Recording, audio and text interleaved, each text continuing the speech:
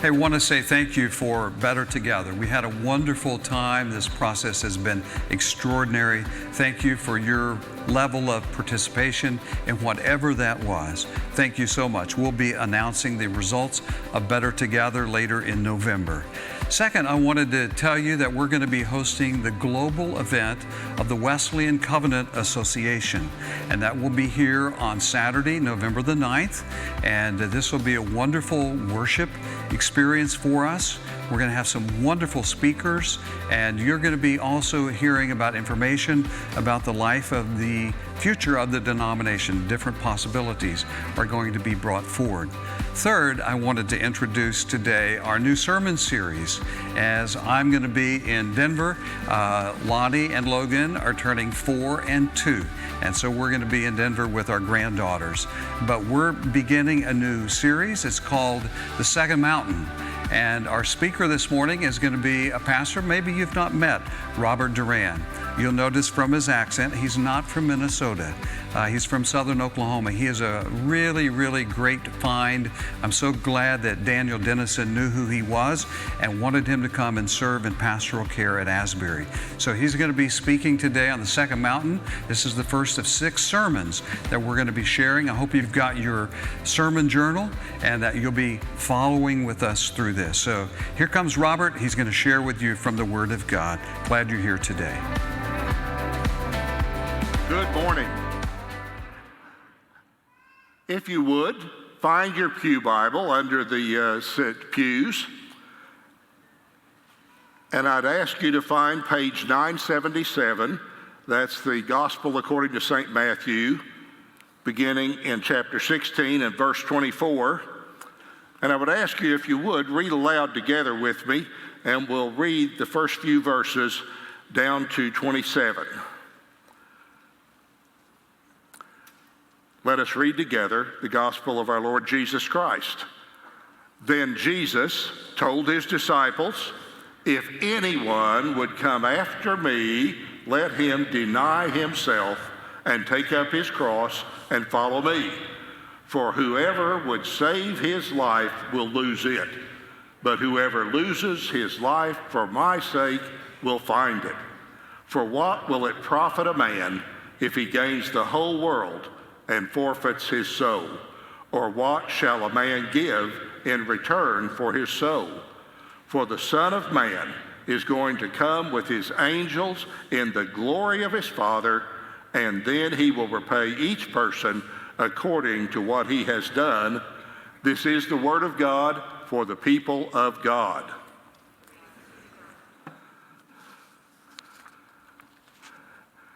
The book that Pastor Tom has chosen for the next 6 weeks as a resource book, along with the scripture readings, is called Second Mountain, The Quest for a Moral Life. It's an interesting book, and I think that's why Pastor Tom has chosen it. He's mentioned it a few other sermons back in July and early or late June. It uses the metaphor of mountains to describe the journey of life, how life works. And most of us are familiar with that metaphor, and we have lived it. Very many of us have lived it well. Some of us, like me, look back on some pretty rough journeys on those mountains, especially the first one. But mountains come in all shapes and sizes. Yours are different from mine. They're all different, including real mountains. Brenda and I had been dating for a few months, and I knew she was not from southeastern Oklahoma like me. She was in the administration at Murray State College while I was teaching the business courses there. And I wanted to impress her. Perhaps you've been in that position. Just find something special about our part of the world. She came from Oregon. I thought, I'll show her the Ozarks. So we got in a car. I drove us to Fort Smith from McAllister, and we drove north across that incredible bridge that has just seems like no bottom, goes forever through the tunnel. I said, these are the Ozarks. These are beautiful mountains. Your breath will be taken away. After all, they soar to 2,500 feet. and the valleys go 500 or 1,000 or 1,500 feet deep. Well, we drove there. We got to Springdale, Arkansas, and I stopped. I was going to buy her dinner there at the famous A&Q Chicken House. Some of you all have been there. And I waited for her to say how marvelous it was. And I waited. And I waited. And finally, gently, kindly, she said, "Robert, these aren't mountains. These are just big hills." I had not taken into account that raised in Oregon, she was used to the Oregon Coast Range, which rises suddenly up out of the actual sea level and soars to over 4,000 feet, or the Cascades, further inland, that literally top out with Mount Hood, the highest point in Oregon, over 11,000 feet. Those are mountains. In the book, David Brooks talks about these mountains, and he particularly talks about two mountains. The first mountain, as Kylie well said, is the mountain of success, the mountain of looking inward to yourself. It's all about me. What can I do? The mountain of recognition, praise from others. One of the Facebook memes I shared this morning was, if you live for the praise of others, you will die by their criticism. And we do feel that way when we live for praise. The first mountain defines success as self-satisfaction, self-discovery, individualism, and that's what the world calls success. Indeed, I adopted that for decades. The second mountain defines success as service to others, compassion, and love. Pastor Tom has called this second mountain a life of significance. When Jesus spoke these words that are recorded by St. Matthew in our text, it was immediately following the rebuke, the stunning rebuke that Jesus had for Peter when Peter said, "No, Lord, you don't have to die. Far be it from you." And I believe you remember that Jesus said, "Get thee behind me, Satan, for your eyes are on the things of this world." My life on the first mountain didn't involve anything like sacrifice or caring for others or taking up my cross. Indeed, it was all about finding success in the eyes of others and avoiding all pain, even a little bit of discomfort. I learned about success the way most of us did, from my parents. They were very successful people. They loved the church. They loved the Lord. They loved the church so much that they took us to church, my sister and me, all the time. We were there whenever the doors were open, and I dare say in a small town like McAllister in the 1950s and 60s, they never locked the doors. They were always open. As a matter of fact, as I got older, I used that for an excuse. I hope none of you have, but perhaps I'm not the only one. I had a drug problem growing up, right? I was drugged to church by my parents Monday, Sunday morning, Sunday night, Wednesday night, every day. I remember how much I hated it on Sunday afternoon when we would be playing baseball in the vacant lot behind our house, and I was the only one that had to leave at 5:45 to get to 6 o'clock church. Oh, it was hard. I thought that was sacrifice enough, and I used it as an excuse to say, I've had a lifetime of church, I don't need to go anymore. Dad came back from World War II, serving in the South Pacific, and was part of a small group of war veterans that got together and said, let's get Carl Albert elected to Congress. And they did in 1946. Some of you know that Carl went on to serve with great distinction, winding up as Speaker of the U.S. House of Representatives. An amazing man, very short, called the Little Giant from Little Dixie. That was what we call southeastern Oklahoma. Oh, there's so much difference in Oklahoma. Tulsa's different from Oklahoma City. When Brenda and I served the church in Antlers, the previous pastor had said to them, I am a Tulsa guy, and I'm only here until the bishop can get me a church in Tulsa. As you might expect, he was not well received. So I decided to be certainly popular with everybody, and I got up the first Sunday and said, I'm from Little Dixie. The band, high school band here is the pride of Little Dixie. I'm from the gateway to Little Dixie. That's what our chamber called it. So I'm one of you. After church that morning, in the narthex, shaking hands, not one, not two, but three different men shook my hand and said, don't get us wrong, we're glad you're here, Brother Robert, but if you're from north of Daisy Mountain, you could be from McAllister, Tulsa, St. Louis, or Chicago, but it ain't here. Carl Albert was a powerful man, and I didn't realize how powerful he was until, as a teenager, Dad said, Carl, I'd like Robert to be a page in the House of Representatives. Well, some of you may know that a page in the House or the Senate is a full-time job. They had schools for the pages there in Washington. You lived in a dormitory. And so when we asked, Carl said, well, you can't really do that because you can't do it for 2 weeks.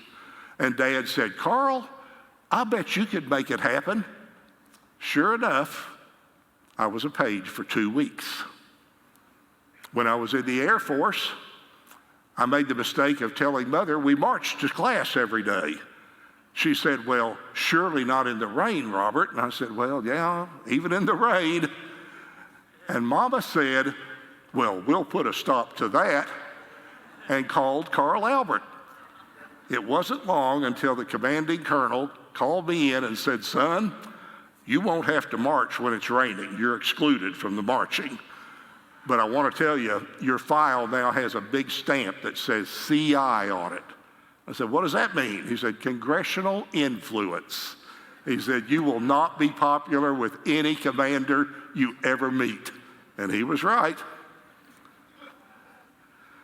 I learned to find meaning in success, achievement, recognition, first approval from my parents and then praise from others.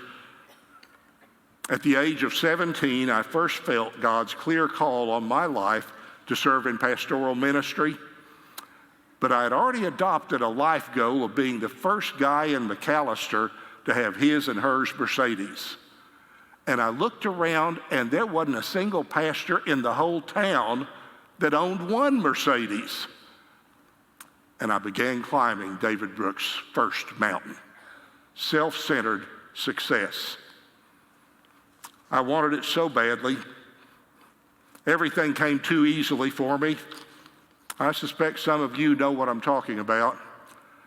Things come so easily that you develop no discipline. And we tend to forget that disciples of Jesus Christ, discipleship comes from the root word of discipline. It's talking about staying faithful to your church, to your God, holding yourself accountable, to stay in the Word, to read the Bible regularly and faithfully, to attend worship, to worship with others. Well, I had no discipline. I had done well in high school with no work, no effort, and because of that, I had never learned to study. As a National Merit Scholar semifinalist at OU, I was selected to be part of OU Scholars, University Scholars. And Dr. Glenn Couch, who's now memorialized with Couch Center there in Norman, called us together. There were 52 of us. They gave us a bunch of gifts and a gold ring. And Dr. Couch got up and said, you guys are brilliant. Oh, be suspicious when anybody tells you how brilliant you are, how marvelous you are. Something good won't come from that. Indeed, he said, none of you should be here more than 2.5 years. You don't need 4 years to get an undergraduate degree. Each one of you is granted the right to take all the advanced placement, advanced standing courses to skip classes that you want. All prerequisites are waived. It's free. You can get as many hours as you want that way for free. I think most of you will be done here in 2.5 years. I loved college. Didn't care much for classes. Not real sure I knew my way around the campus. And Dr. Couch was right. I was done in 2.5 years. Not the good way.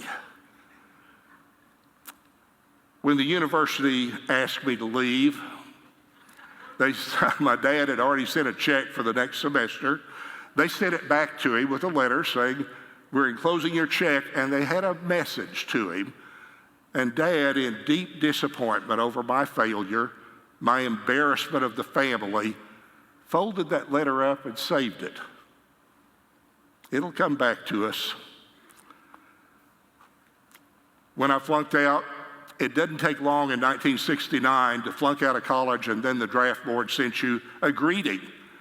Some of you may have seen that wonderful letter, greetings. And as soon as I got it, I went down to the Air Force recruiter's office. Yes. In Army ROTC for 2 years at OU, I observed that most of the Army guys, we would be in the barracks and spend 2 or 3 hours with a can of Brasso polishing our brass belt buckles and our collar brass. And then we'd spend another hour spit shining those boots and shoes. And I looked across the hall. The Air Force ROTC guys would spend 5 minutes with a damp cloth brushing on their brushed aluminum belt buckle, and 2 minutes with the damp cloth on their Core Fam shoes that never needed shining. And it occurred to me, I'd rather be in the Air Force. When I got back from from the Air Force, I served overseas at Clark Air Base in the Republic of the Philippines. When I got back, I wanted to go back to OU, so I applied for readmission. I was not met with open arms. The dean of the College of Business Administration called me in and said, "Son, I can't let you back in. It's not the hours of I, the incompletes, that bother me, but you've got 30 hours of F. You enrolled, you paid tuition, you never showed up, you got an F. You'll never reach the minimum grade point to graduate. It'd take A's. You'd have to have lots of A's." I said, "Give me a chance. I've grown up. I'm better."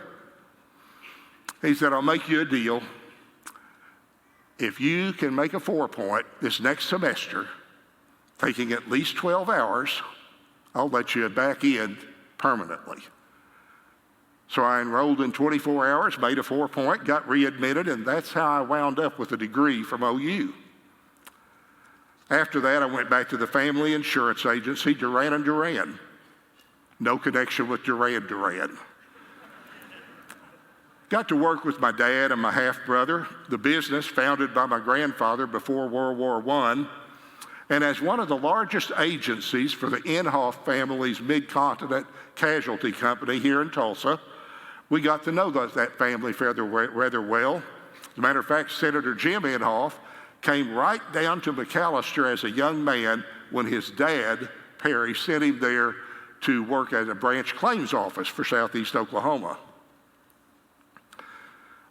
Another company we represented was the Tisch Brothers Company, CNA Insurance Group, and they put me in as the chair of the Oklahoma Producers Advisory Panel, which meant I served on the Southeast Region Advisory Panel. Again, it just came too easily. I received things I didn't work for. I just got things.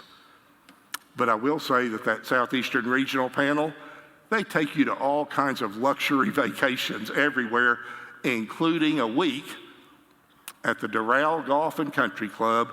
Yeah, that'd be the Trump National Doral. It's been in the news this week. You may have read something about it.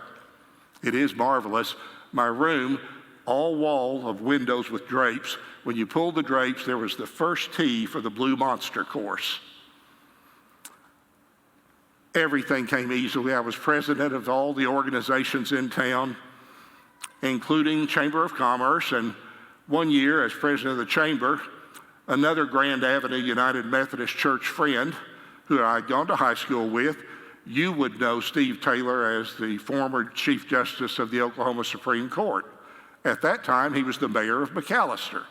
Steve and I flew to Washington, D.C. to pitch an idea that we could get the U.S. Army's Defense Ammunition Command School to come there and be at the Army ammunition plant. Lots of jobs, lots of money, good for the town. We got up there, and I began to feel something odd. The general we had met here in McAllister, he introduced Steve and I to another general, another Pentagon man, but he got us backward. And I said, well, you got Steve, I'm not Robert, he's Steve. And that general looked at us and said, oh, it doesn't make any difference which of you is which. All those McAllister boys are just thick as thieves. I wasn't sure quite how to take that, and I realized maybe there wasn't much meaning to what I was doing. It was while I was serving as president of the Rotary Club that I finally came to the full realization I never wanted to be the president. I wanted to be the past president. I just wanted the glory without the service. As the years went by, I had an experience that many of you, and David Brooks says most people do on the first mountain. No matter how high you climb, no matter what accolades you receive, I began to hear the words from an old song that really rattled around in my head any time I was still or when I was asleep. The Peggy Lee song, lyrics were taken from actually an 1896 story by Thomas Mann. Is that all there is? Is that all there is? If that's all there is, my friends, then let's keep dancing. Let's break out the booze and have a ball, if that's all there is. How sad it was that I began to realize how empty my life was. Despite money and success, and I made lots of it, yep, I did get the his and hers Mercedes. 350 SL Roadster for me, 280 SE sedan for her. But I found nothing to satisfy my soul. I was elected to represent the southeastern part of Oklahoma on the Oklahoma University Alumni Association board, and after serving for almost a decade on that board, I was selected to serve as president in 1987. Oh, what a First Mountain thrill it was to take my son Rob down from the upper deck all the way down to the field at halftime of the homecoming game with Missouri, and have my son there as I walked out with President Horton to crown the homecoming king and queen. And later that year, what a wonderful First Mountain experience it was to be on the stage in the Lloyd Noble Center in front of about 7,000 graduates and their families, the largest crowd I ever addressed. This morning, Asbury services ranked second and third on that number. I got to give the alumni charge as well as help Dr. Horton reward two graduates with the Distinguished Service Citation, Dr. Kenneth Cooper, the father of aerobic exercise, and Dr. Prentice Gaunt, PhD, the first black football player at OU. Here's a picture the photographer at OU took showing me back when I had dark hair and, well, I'm still there with white hair. Trust me, I did have dark hair at one time. But when I addressed the graduates with the alumni charge, I pulled that letter out that my dad had saved in his disappointment in me. And I opened the letter and read that paragraph.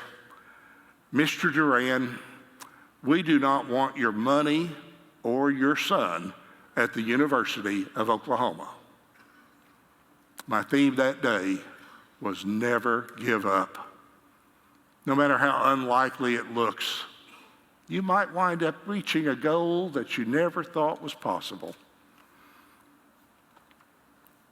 Brooks says in his book that many people climb the first mountain, and like me, they discover it's unsatisfying, it's strangely empty. And despite whatever level of success you achieve, The allure of gaining the world is powerful, but it will not satisfy your soul. In verse 26, remember, Jesus said, "For what will it profit a man if he gains the whole world and forfeits his soul? Or what shall a man give in return for his soul?" Blaise Pascal, the great 17th century French mathematician, pioneering computers, and theologian, famously put it this way: "There is a God-shaped vacuum in the heart of every man, which cannot be filled by any created thing, but only by God, the Creator, made known through Jesus."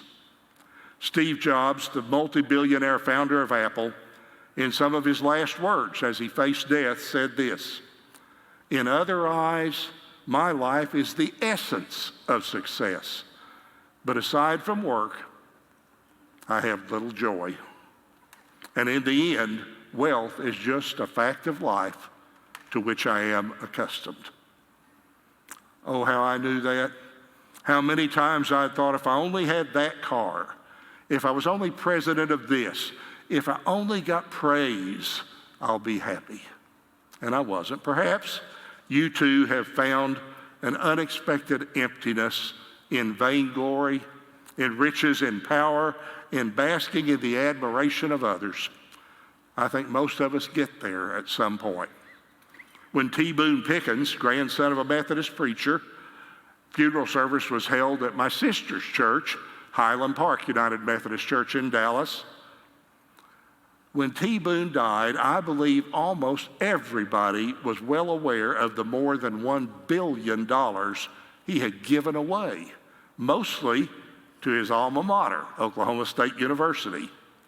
T. Boone had this to say about that: "For most of my adult life, I've believed that I was put on earth to make money and to be generous with it. Some, perhaps most, get to that second mountain without leaving the success of the first mountain. T. Boone, I believe, got there. First mountain success is not a bad thing in and of itself. It's ultimately just empty and unsatisfying." Brooks' thesis is that the second mountain consists of living with a moral guide from a belief system, pretty much any belief system that leads you to moral living.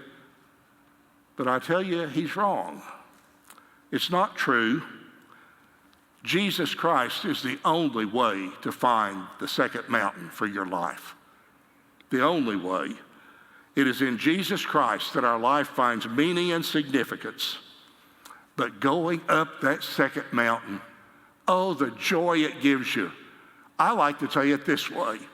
I've got a picture on my Facebook page of a little dog, kind of like the dog Brenda and I own, running toward you in the picture so fast that his forepaws are out straight and his hind paws are out straight, and he's in the air, and it says, "Live like someone left the gate open."